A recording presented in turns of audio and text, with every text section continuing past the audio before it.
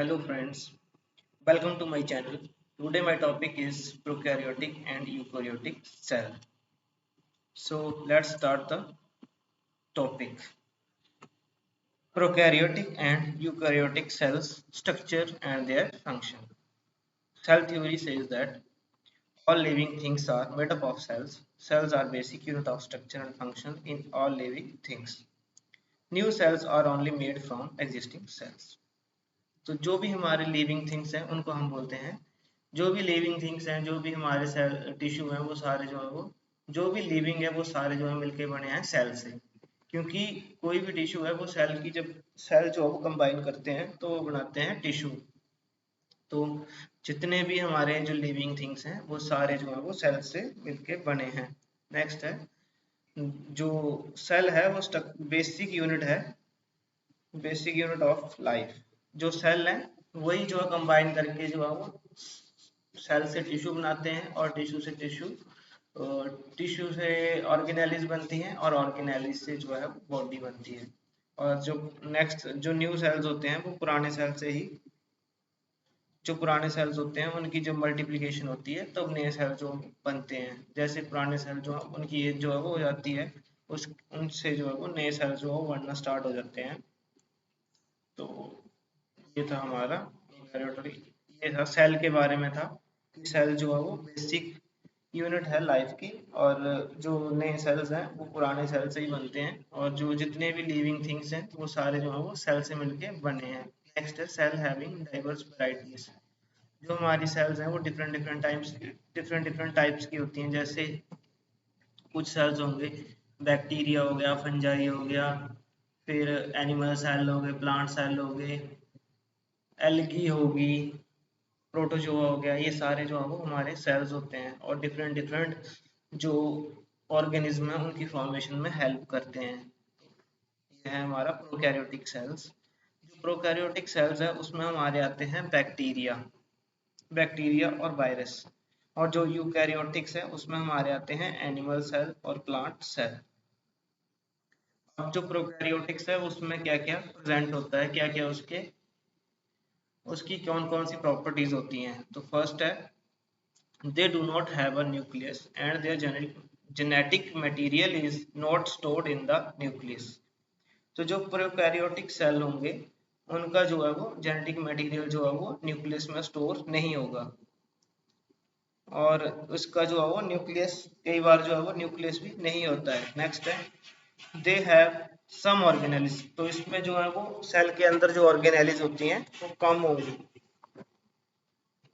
जैसे कि plant cell होता है या एनिमल सेल होता है जितनी उसमें ऑर्गेनेलिज होती हैं उसके कंपैरिजन में जो है इसमें बहुत कम ऑर्गेनेलिज होंगी नेक्स्ट है they are less complicated than that eukaryotes अब ये जो है वो कॉम्प्लिकेटेड होगा लेस जो हमारे यूकैरियोटिक्स और प्रोकैरियोटिक सेल्स है तो यूकैरियोटिक्स में जो है वो हमारे जैसे माइटोकॉन्ड्रिया होता है न्यूक्लियस होता है साइटोप्लाज्म होता है लाइसोसोम्स होते हैं राइबोसोम्स होते हैं रफ एंडोप्लाज्मिक रेटिकुलम्स होता है ये सारी चीजें वहां पे होती हैं जो हमारे यूकैरियोट्स होते हैं तो जब प्रोकैरियोट्स की बात करते हैं तो उसमें जो है वो या तो एक न्यूक्लियस होगा न्यूक्लियस भी कई बार नहीं होगा तो जेनेटिक मटेरियल जो है वो सेल के अंदर ऐसे फैला होगा और माइटोकॉन्ड्रिया होगा बस एक या दो ही चीजें होंगी उसमें और जैसे कोई बैक्टीरिया है तो जहां भी वो जाएगा वहां पे अटैच हो जाएगा और जो वहां पे सेल होंगे उनकी एनर्जी को वहां से ले लेगा और ग्रो करता रहेगा नेक्स्ट है all bacteria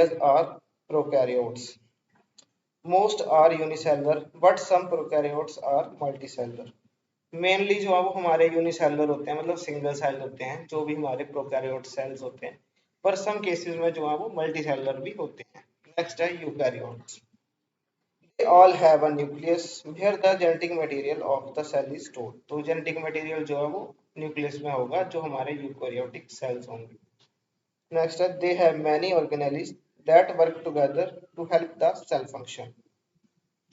जो यूकैरियोटिक सेल्स होंगे उसमें जो है वो बड़ी ज्यादा ऑर्गेनेलीज होंगी वो सारी जो है वो प्रॉपरली फंक्शन करेंगी तब जो है वो हमारा सेल जो है वो प्रॉपरली फंक्शन करेगा उनका डिफरेंट डिफरेंट काम होंगे सभी के नेक्स्ट है वो traits of eukaryotes eukaryotic cells are much more complex than prokaryotic cells They can be just one cell or can make a more complex multicellular organism.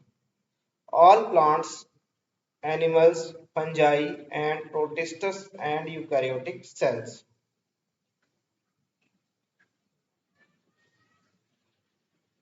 तो जो यूकैरियोटिक सेल्स होंगे, जो हमारे पुराने सेल्स होंगे, उनसे ही जो है वो नए सेल्स बनेंगे। तो ये है डायग्राम दिखाई गई है प्रोकैरियोटिक सेल की और यूकैरियोटिक सेल की।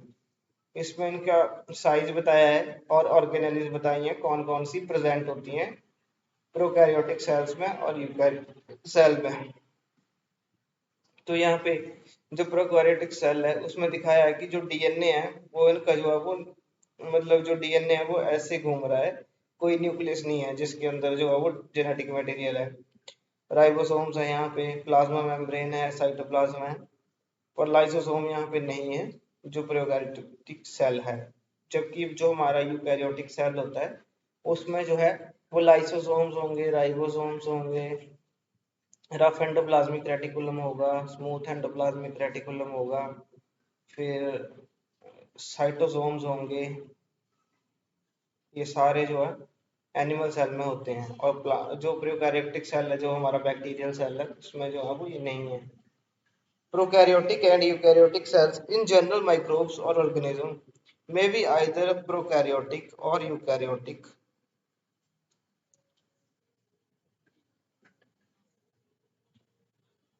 जो माइक्रो ऑर्गेनिज्म है वो हमारे यूकैरियोटिक भी हो सकते हैं और प्रोकैरियोटिक्स भी हो सकते हैं। फॉर एग्जांपल मैंने बताया कि जो फंजाई है वो यूकैरियोटिक्स में आती है, यूकैरियोटिक्स में आती है।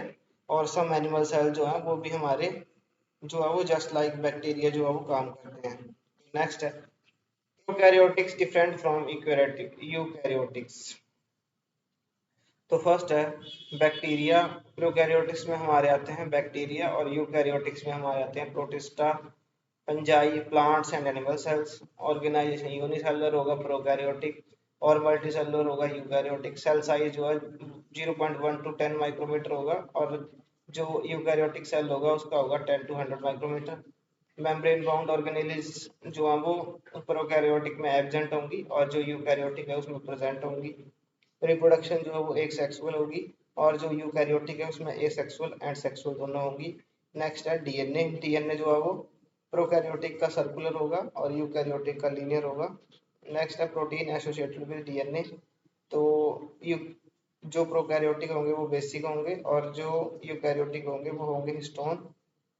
नेक्स्ट है प्लाज्मा मेम्ब्रेन। तो प्लाज्मा मेम्ब्रेन जो प्रोकैरियोटिक में नो स्टीरोल्स होंगे और जो यूकैरियोटिक है उसमें स्टीरोल्स होंगे। राइबोसोम जो है वो 70s होंगे प्रोकैरियोटिक्स में और 80s होंगे यूकैरियोटिक्स में। और साइटोस्केलेटन जो है वो एब्सेंट होगा प्रोकैरियोटिक्स में और प्रेजेंट होगा यूकैरियोटिक सेल्स में। नेक्स्ट है organelles in common. Common organelles कौन कौन सी हैं? Both cells contain the following structure. तो कॉमन ऑर्गेनेलिज दोनों में कौन कौन सी होंगी? वो है cell wall, cell membrane, ribosome, plasma membrane, cytoplasm. Cytoplasm के बाद आ गया flagella, nucleus, mitochondria and vacuoles. Cell wall is are the rigid and unbending. They help a plant cell support itself, and animal cell does not have a cell wall. जो plant cell होगा उसमें होगी cell wall, जो animal cell होगा उसमें cell wall नहीं होगी। ये प्रोटेक्ट करेगी जो हमारे सेल के अंदर जितने भी ऑर्गेनेलिज होगी उनको प्रिवेंट करेगी एक्सटर्नल डैमेज से। नेक्स्ट है cell membrane. Cell membrane structure, component, arrangement. Function है इसका बैरियर, ट्रांसपोर्टेशन में हेल्प करती है, डिफ्यूजन के थ्रू करेगी ट्रांसपोर्ट, ऑस्मोसिस करेगी, फैसिलिटेटेड डिफ्यूजन करेगी, या एक्टिवेटेड ट्रांसपोर्ट के थ्रू जो है वो मेम्ब्रेन के थ्रू जो है वो पास होगी कोई भी ड्रग जो होती है। ट्रांसपोर्टेशन जो है वो डिफरेंट डिफरेंट मेथड से होता है, जैसे हमारा हो गया डिफ्यूजन, हो गया ऑस्मोसिस होगी, एक्टिव ट्रांसपोर्ट हो गया। इन सब से जो है वो ट्रांसफर होता है कोई भी चीज़ जब सेल मेम्ब्रेन के थ्रू जो है पास होती है, चाहे वो ड्रग है या कोई अनदर मिनरल्स है या फिर कोई विटामिन है। नेक्स्ट है recognition, self and non self. Reception में प्रोटीन हार्मोन्स होते हैं, एडिशन होते हैं। नेक्स्ट है राइबोसोम। जो राइबोसोम्स हैं उनका काम होता है प्रोटीन सिंथेसिस करना। आरएनए होगा, प्रोटीन होगा, फंक्शन है इनका साइट ऑफ प्रोटीन फॉर्मेशन। इनका काम है, राइबोसोम्स का काम यही होता है कि जो हमारी सेल्स है वहाँ प्रोटीन की जो कंसंट्रेशन हमें चाहिए होती है वो जो है वो राइबोसोम हेल्प करते हैं प्रोटीन की सिंथेसिस में, और वो प्रोवाइड करवाते हैं प्रोटीन हमारी सेल्स को। नेक्स्ट है cytoplasm. The cytoplasm in the cell is jelly-like liquid that fill all the empty space in the cell. जो साइटोप्लाज्म है वो एक फ्लूइड होता है, वो हमारे सेल के अंदर होता है, वो मूव करता रहता है पूरे सेल के अंदर। तो जो भी न्यूट्रिएंट्स हैं वो एक सेल ऑर्गेनेली से लेके दूसरी ऑर्गेनेली तक लेके जाएगा साइटोप्लाज्म। ये साइटोप्लाज्म का फंक्शन है, क्योंकि साइटोप्लाज्म जो है उसमें जो है न्यूट्रिएंट्स होंगे, विटामिन होंगे। अगर किसी सेल ऑर्गेनेलिस को उनकी जरूरत है तो वो मूव करता रहेगा और वहां तक लेके जाएगा जो भी मिनरल्स हैं या विटामिन हैं। नेक्स्ट है प्रोटोप्लाज्म और cytoplasm. Cytoplasm is the dense gelatinous solution within the cell membrane that is the primary site of cells, and biosynthetic groups. The following are found within the protoplasm of the prokaryotic cells. जो prokaryotic cells होते हैं उनमें जो है वो protoplasm होता है या साइटोप्लाज्म ही बोलते हैं उसको, उसका भी फंक्शन जो है वो सेम ही है। नेक्स्ट है वैक्यूल्स। जो वैक्यूल्स हैं वो प्रेजेंट होती हैं हमारे एनिमल सेल्स में, और इनका काम होता है वाटर की स्टोरेज करना। वाटर और फूड जो है उसकी स्टोरेज करती हैं ये। नेक्स्ट है जेनेटिक मटेरियल। तो जेनेटिक मटेरियल जो है वो डीएनए में होता है, और डीएनए जो है वो हमारा जो हमारा न्यूक्लियस होता है उसमें हमारा डीएनए होता है जो डीएनए को स्टोर करता है, क्योंकि डीएनए में जो है वो जेनेटिक मटेरियल होता है और जेनेटिक इंफॉर्मेशन होती है सेल्स की। नेक्स्ट है न्यूक्लियस। तो न्यूक्लियस जो है मेम्ब्रेन है सिमिलर टू सेल मेम्ब्रेन। इसकी जो मेम्ब्रेन है न्यूक्लियस मेम्ब्रेन होगी बाहर, क्योंकि न्यूक्लियस मेम्ब्रेन जरूरी होती है, क्योंकि इसके अंदर जो होगा वो जेनेटिक मटेरियल होगा और उसको प्रोटेक्ट करने के लिए जो है वो न्यूक्लियर मेम्ब्रेन होती है। न्यूक्लियर मेम्ब्रेन प्रोटेक्ट करती है जेनेटिक मटेरियल को। जेनेटिक मटेरियल जो है वो सेल का सेल की जो है वो पूरी इंफॉर्मेशन रखता है। जैसे सेल की फॉर्मेशन होती है तो जो हमारे जीन्स होते हैं वो फर्स्ट ऑफ ऑल उनकी जो है वो मूवमेंट होती है, वो दूसरे उनकी वजह से जो है वो सेल की फॉर्मेशन होगी और सेम सेल बनेगा। जो नया सेल होगा वो सेम सेल होगा, जैसे क्लोन बोल सकते हैं उसको, क्लोन। नेक्स्ट है एंडोप्लाज्मिक रेटिकुलम।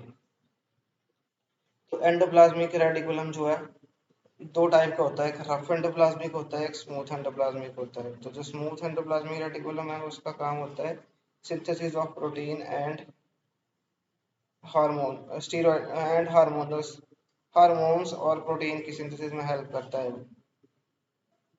और जो रफ एंडोप्लाज्मिक है वो प्रोटीन सिंथेसिस में हेल्प करता है। नेक्स्ट है Golgi apparatus। Processing of lipids and proteins जो है वो उसका काम है गोल्गी apparatus का। Structure also membranosus kinds of like a stack of pinnacles। Function processing of lipids and proteins.